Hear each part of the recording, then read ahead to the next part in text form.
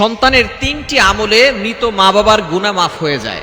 যখন কোনো ব্যক্তি দুনিয়া থেকে বিদায় নেয় তখন তারা চাতক পাখির মতো তাকিয়ে থাকে কখন তার জন্য একটু দোয়া করা হবে। কিন্তু আমাদের যুগের সন্তানরা পিতামাতার জন্য দোয়া করে না। অবশ্যই পিতামাতার জন্য দোয়া করা দরকার, কেননা তারা চাতক পাখির মতো তাকিয়ে থাকে কখন আমার সন্তানটা আমার জন্য একটু দোয়া করবে, একটু ভালো কাজ করবে। সুতরাং 3টি আমল যদি সন্তান করে তাহলে এটা পিতামাতার কবরে চলে যায় এবং আল্লাহ তাআলা পিতামাতার গুনাহ খাতাগুলো ক্ষমা করে দেন।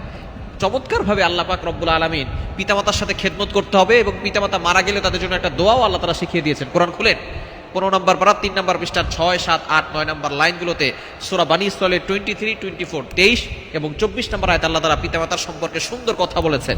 রব্বুল আলামিন বলেন, ওয়া ক্বাদা রাব্বুকা আল্লা তা'বুদু ইল্লা ইয়্যাহু ওয়া বিল ওয়ালিদাইনি ইহসানা। 1 নাম্বার আল্লাহ বলছেন আমি আল্লাহর ইবাদত ছাড়া কারো ইবাদত করা যাবে না। এরপরে বলেছেন ওয়া বিল ওয়ালিদাইনি ইহসানা, গুড বিহেভিয়ার উইথ প্যারেন্টস, পিতামাতার সাথে ভালো ব্যবহার করতে হবে, পিতামাতার সাথে কখনো খারাপ ব্যবহার করা যাবে না। পিতামাতা মারা গেলেও তাদের জন্য দোয়া করতে হবে।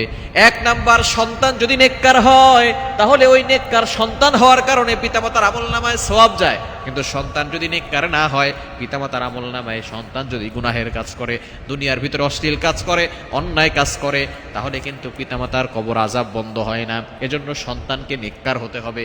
2 নাম্বার, সন্তান পিতামাতার জন্য দোয়া করবে। হাদিসের ভিতরে এসেছে, তিরমিজি শরীফের ভিতরে হাদিস, ইদা মাতাল ইনসান ইনকাতা আনহু আমালু, যখন কোনো মানুষ মারা যায় তখন 3টি আমল তার সাথে যায়।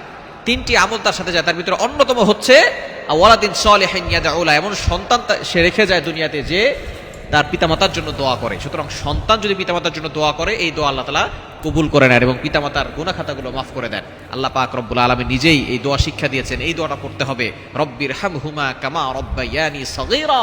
এই দোয়া যে সন্তান পড়বে, আল্লাহ পাক রব্বুল আলামিন ওই পিতামাতার কবরখানা জান্নাতের বাগান বানায় দিবে। 3 নাম্বার, পিতামাতার জন্য সদকায়ে জারিয়া হিসেবে কিছু করা, ডোনেশন করা, দান করা, আল্লাহর জন্য খরচ করা। আপনি মসজিদে দান করতে পারেন, অসহায় মানুষকে খাবার খাওয়াতে পারেন। সদকায়ে জারিয়া হিসাবে আপনি কোনো রাস্তার ব্যবস্থা করে দিতে পারেন, যেখানে রাস্তা নেই, মানুষ পায়ে হেঁটে মসজিদে যাবে, অথবা সেখানে আপনি একটা পানির কল বসাতে পারেন, যেখানে সারা জীবন মানুষ সেখান থেকে পানি পান করতে পারবে। পথিক যারা আছে তারা সেখান থেকে পানি পান করতে পারবে।